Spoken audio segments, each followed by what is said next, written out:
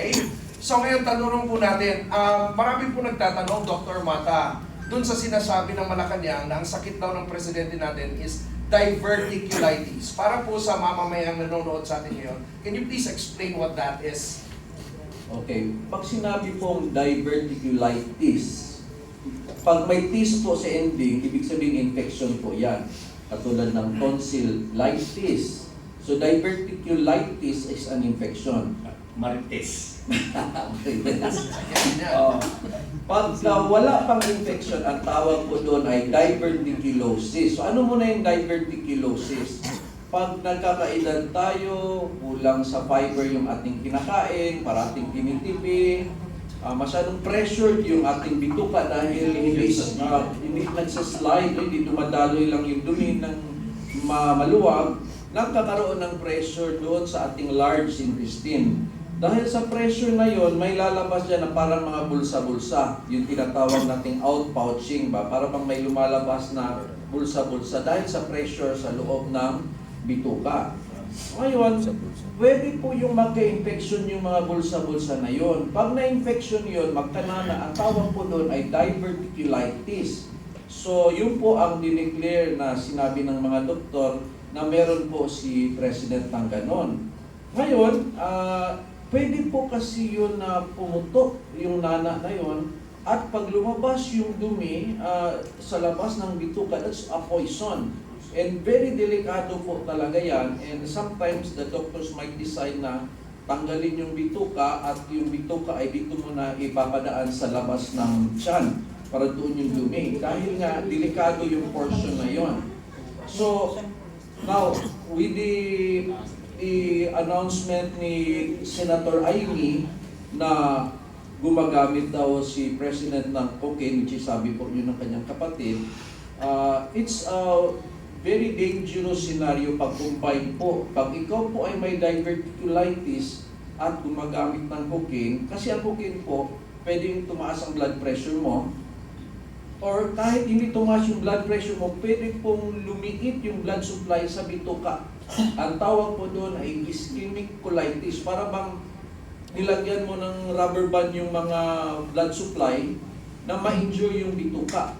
So kung meron ka pong diverticulitis na at kumonte yung blood supply na allegedly baka possible dahil sa paggamit ng cocaine at nasabi po ng kapatid niya, it's very dangerous na pwede pong lumala bigla. Kasi malambot na na portion yun eh. So, in other words, kung yung pong declaration na may gano'n, kailangan, kung meron mang use of gano'n, kailangan talagang sudden stop. Kasi delikado na po kung gano'n, kung ipagpatuloy. And of course, the issue naman of withdrawal, kung meron naman, is another issue na kung gumagamit po si President. So, I agree yung mga advice po ni Senator Amy bilang kapatid na kailangan asikasuhin ng mabuti kasi baka may mga complications na mangyayari. Okay. Ang pumapasok sa isip ko lang, akin lang to na kailangan ng ekstrang bulsa kasi maraming nanakaw. So, kaya doon pinapasok. But anyway, that's just a joke. Pero yung pong about this, ano po nire-require ng Constitution natin about the President's health and the President's physical fitness to serve? Ano po exactly yung sinasabi ng Constitution about this in the interest of the public? Basically for public interest. Does the Constitution require full transparency about dun sa health condition ng President natin? Ano po yung mga limits or mga boundaries na pwede nilang in terms of revealing the condition of the President? Yeah, thank you, Rob. Very timely, pag-uusapan natin yung issue ngayon ng health of the President. It is we can say it's a national security issue. Very, very important yan. Napulog yan sa Article 7, Section 12. Paki-check na, Article 7, Section 12 ng ating Constitution. And in accordance also with the provision of Article 3, yung the right of the people to information on matters of public concern. Na kung merong issue pertaining to the health of the President, then the office of the president must come up with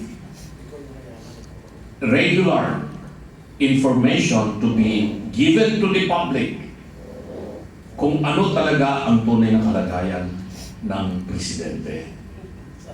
And the cabinet members so concerned must not be deprived of their duty and obligation to see to it or to even confer with the president kung ano ang kanyang kalagayan. More particularly those who are involved in national security, like the Secretary of National Defense, the National Security Advisor, the Chief of Staff of the Armed Forces of the Philippines, and the Chief of the Philippine National Police.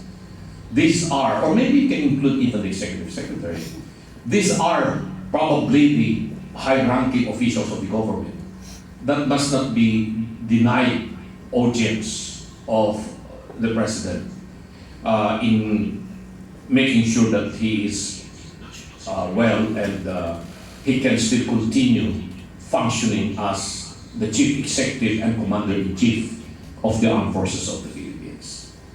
Ngayon, may karapatan ba tayo na mamamayang Pilipino, ordinaryong mamamayang Pilipino? Malaman natin. Meron, kasi nakapaloob yan sa provision po ng Article 3 ng ating Constitution. We have the right to information on matters of public concern.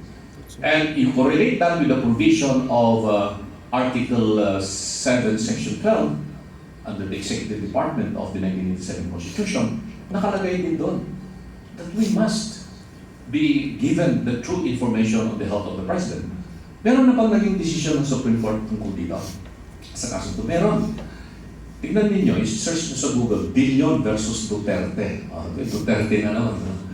Billion versus Duterte. Naalala nyo, noong mga panahon na yun, I think this was sometime 2019, di ako nagkakamali. Si President Digong, sabi niya na meron akong mga sakit-sakit ko dito, sabi niya, at gumagamit ako ng mga pain reliever para dahil nadisgrasya ako sa motor niya. So somebody filed a case in the Supreme Court. Ito ngayon yung case ng De Leon versus Duterte na kaso. At doon sinabi ng Supreme Court na it is the right of the people to know the real health condition of the President. And it is the obligation of the office of the President to inform the public what the real condition of the President. Pero sabi ng Supreme Court, the matter of how we can obtain this information, that is something that has to be done by following the course of getting this information. But for us to be denied of the true condition of the President, hindi pwede na gano'n ang mangyayari. So any citizen of the Philippines can now demand from the office of the President the medical records of the President. So kung iniisip nyo siguro Dr. Mata or Atty. Lambino or Penny Dupont, they can write a letter the office of the President demanding the release of these medical records of the President as to his real condition. Kasi alalahanin natin, this is not just an ordinary issue. It is a national security issue.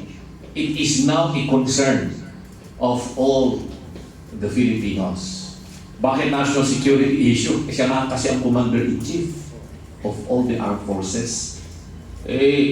Marami pa naman nagsusulsol, mga Marisol, na magpaghiwalay na tayo sa China at magkaroon na ng kaguluhan. Para magano ang kanilang direksyon na yata, no? Masyado nilang pinapalaki itong hilwaan natin sa West Philippine Sea, itong mga ibang mga tao na gusto na talagang pumasok. Ang tatapang at saka ang lalakas ng loob. Sabi nga ba't kayo matatapang na gusto niya makipaggulo sa China? Bakit hindi kayo matapang pag ang pinag-usapan natin corruption sa gobyerno na yun ang mas mahalaga na pag-usapan? Samantalang hindi naman tayo bibirahin ng China kung hindi tayo ang mauuna May nagsabi pa na isang mambabatas na demanding China to respect the Philippines. Tanong ko, can China also demand the Philippines to respect China? Sabi ko, hayaan natin yung Department of Foreign Affairs na sila ang mga siwal magsalita tungkol doon sa usapang panlabas natin. Huwag tayo mag-isaw-saw, lalo-lalo na yung mga mambabatas na hindi nila masyadong naiintindihan ang mga protocols pagdating po sa diplomatic relations. Kasi iyan po ay isang napakamaselan na usapin ang foreign relations. Hindi yan basta-basta ibinibigay sa isang ordinaryong Pilipino lamang. Kaya, dyan sa House at sa Senate, hopefully, yung mga mamumuno dyan sa mga committee ng foreign affairs or foreign relations ay sana yung mga mambabatas na mayroong malawak na kaalaman pagdating po sa usaping diplomasya. That's right. Hindi po kinakailangan dito ang isang senador o congressman na nanghahamon at magyayabang.